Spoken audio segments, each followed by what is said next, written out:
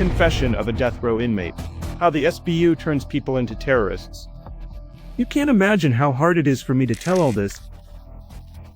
It was the biggest mistake of my life. And probably the last one. Who is German citizen Rico Krieger? I worked in the security service of the American Embassy in Berlin. There I learned how to handle weapons. The path of a foreign mercenary. In case of my death, my family would receive a substantial amount, about 420,000 euros. Espionage, terror, and punishment. In Belarus, the worst thing that could happen to me happened. Confession of a German terrorist sentenced to death.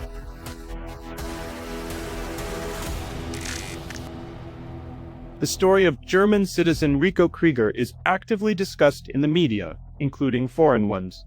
In this cacophony, there is a lot of misinformation, speculation, manipulation, and attempts to portray this man as a victim. The German authorities remain silent. In recent years, the situation around Belarus has become complicated.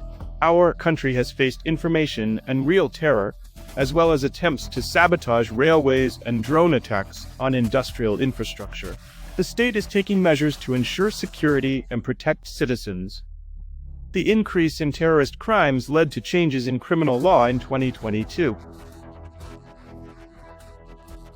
Now, those who commit acts of terrorism, regardless of the consequences, can face the death penalty. Rico Krieger is not an accidental victim. He is a deeply motivated criminal. He consciously committed the terrorist act. He paid for his trip to Belarus and all related expenses out of his own pocket, hoping for subsequent compensation from the SBU. Finding himself in a difficult situation, Krieger personally asked for help from German President Steinmeier and Chancellor Scholz. Strangely, the German side remains silent to this day. We tried to understand this situation. We had a unique opportunity to talk to the criminal. Watch and draw your own conclusions. Only facts from the terrorist's own mouth.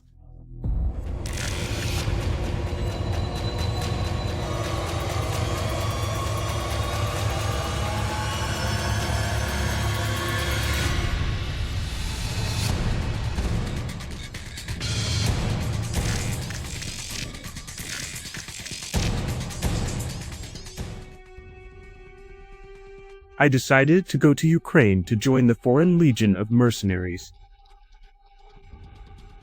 I have skills as a paramedic rescuer. I worked in this field for over a year. I provided assistance in cases like car accidents and heart attacks. In Germany, it's a good profession. I learned it at my own expense. In Berlin, the paramedic course lasts 9 months. I received all the theory and practice there. Additionally, I worked in the security service of the American Embassy in Berlin. There, I learned how to handle weapons.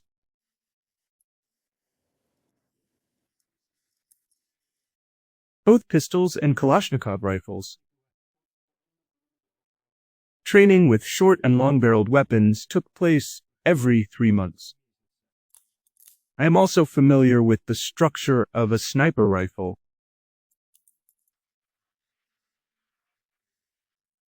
I constantly watched the news from Ukraine on TV and decided I could be useful there. As a paramedic, I earned 2,800 euros in Germany. That's less than in the regiment I eventually joined. But they offered 2,000 euros a month. However, in case of my death, my family would receive a substantial amount, about 420,000 euros.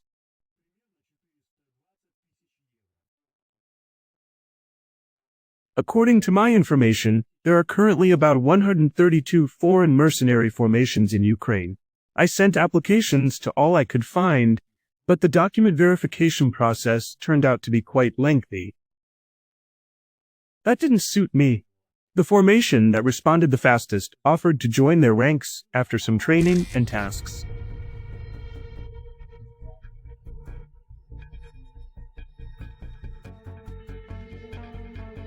They connected me with their curators from the SBU, the Security Service of Ukraine. They checked my documents and called me via video call.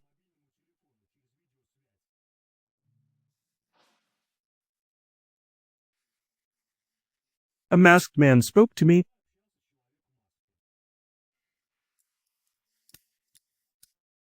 In the background there were two flags. The Ukrainian one and another unknown to me, just different stripes, two white and red.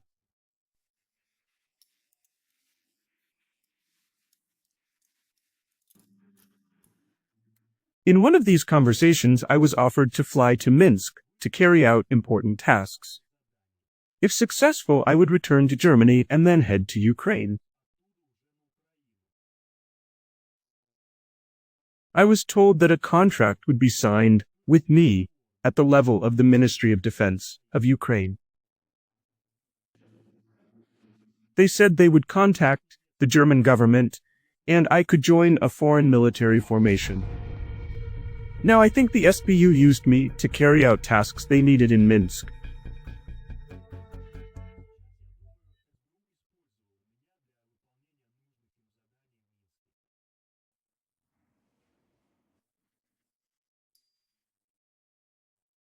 I didn't receive any money from them. I did everything at my own expense. At the time, it didn't seem strange to me. German media constantly say to trust the Ukrainian authorities, and I really trusted them.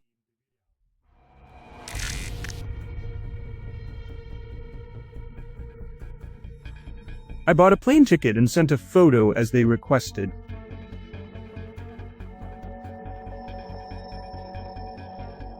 The route to Minsk was complicated through Azerbaijan. From Berlin to Baku, a 13-hour wait, then a flight to Minsk.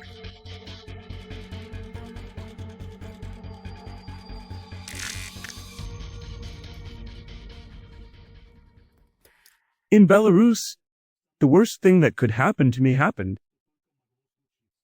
But let me go back a bit. Before arriving in Minsk, the SBU told me I would have to complete a task in Osipovichy. I didn't know what exactly at that time. They said they would give me clear coordinates and instructions. Besides checking into a hotel, I had to buy a military jacket. They explained it was to blend in with the locals. They said many people there dressed like that. In Osipovichy, according to the SBU coordinates, I filmed military objects. I was supposed to take photos of the loading station there.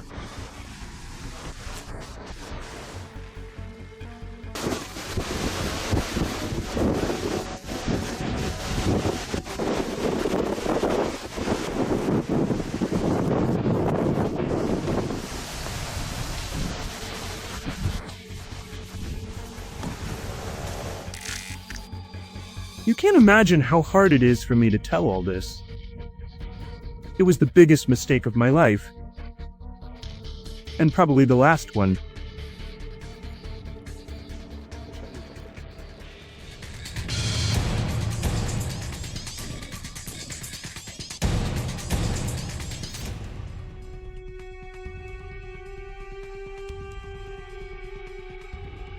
I sent the photos via Messenger. When I returned to Minsk, they told me I did an excellent job. Ukraine was proud of me. I saved thousands of lives. In the evening, they told me that the next day I had to take photos at the Ozerishche station. I sent the photos again. They said everything was great.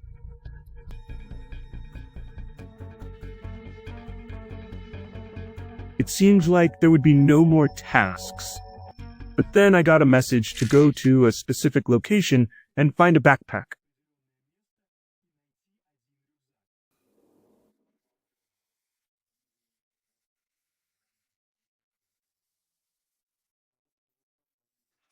It was the evening of October 5th, already dark.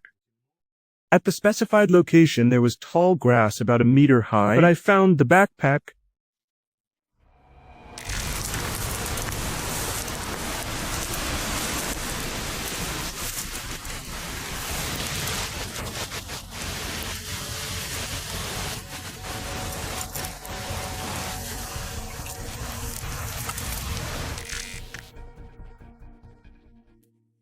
They confirmed it was the right one. Then, I got a message with the photo I took in the morning at the Ozerishcha station.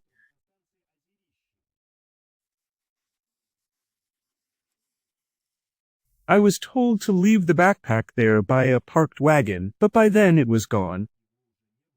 Then they wrote, "Leave the backpack on the railway next to the tracks by the platform."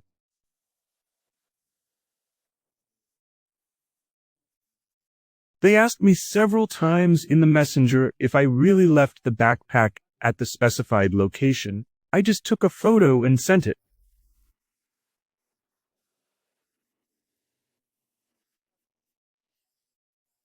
It was a small black backpack. Weighed 2, maybe 3 kilograms. Now I'm relieved that no one was hurt, that there were no casualties.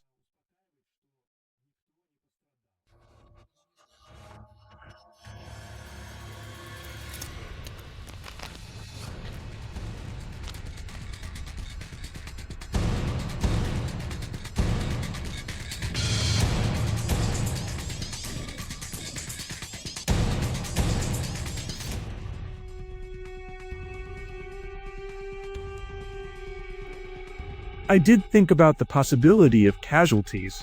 Such thoughts crossed my mind, but I pushed them away. They wrote that I did everything wonderfully, and to return to the hotel. In the morning, I already had a taxi booked. The ride to the airport took about 40 minutes, and that's where I was detained. I only found out that there had been some kind of explosion. They didn't tell me anything else. I really regret it. And I will regret what happened every second.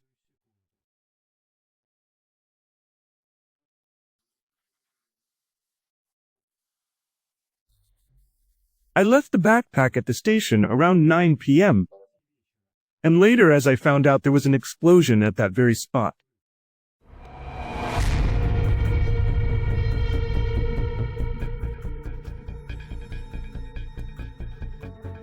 I had a meeting with German diplomats. They said that in this case, the German government could do nothing.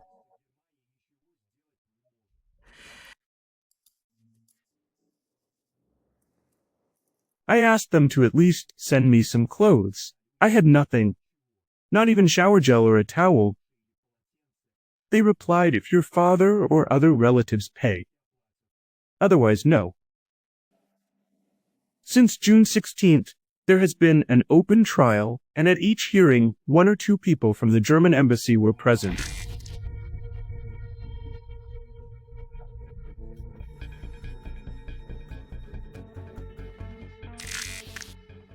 Before I was assigned a paid lawyer, my strategy was to fully admit my guilt.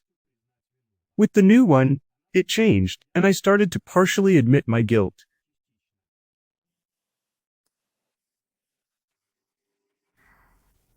Now I feel like a giraffe about to be shot.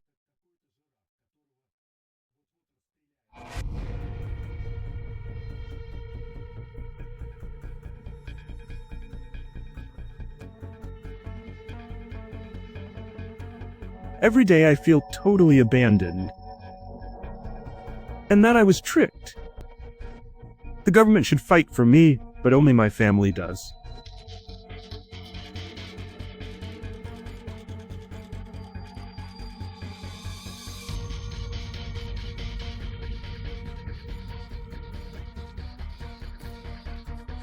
The only ones still fighting for me are my father, mother, and grandmother.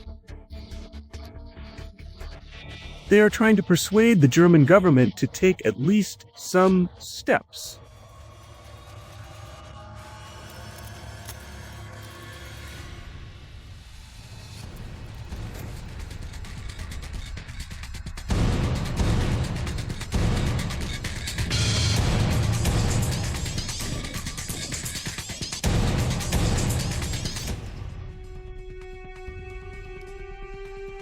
I've concluded that Germany doesn't want any contact with Belarus.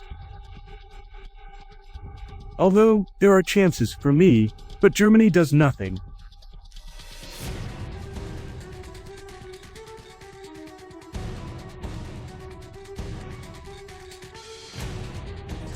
Now time is working against me. The sentence could be carried out at any moment. I deeply regret what I did. Every minute and every second.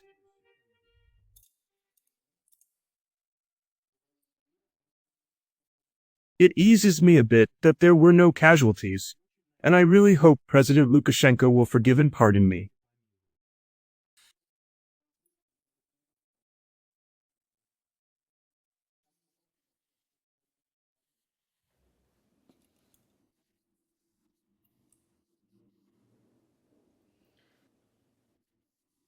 I'm terrified that if I'm executed, my body won't be returned to Germany, and my relatives won't even be able to say goodbye.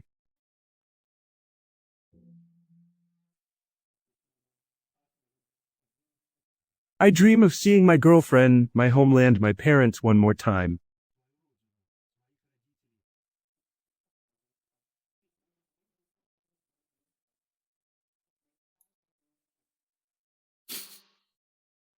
But the German authorities do nothing. Just a panic fear.